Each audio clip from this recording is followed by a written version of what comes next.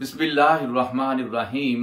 मुअज़्ज़ज़ सामीईन व नाज़रीन, अल्लाह ताला कुरान मजीद फुरकान हमीद सूरा अल बकरा आयत नंबर 264 में इरशाद फरमाता है, या अय्युहल्लज़ीना आमनू ला तुबतिलू सदकातिकुम बिल मन्नि वल अज़ा।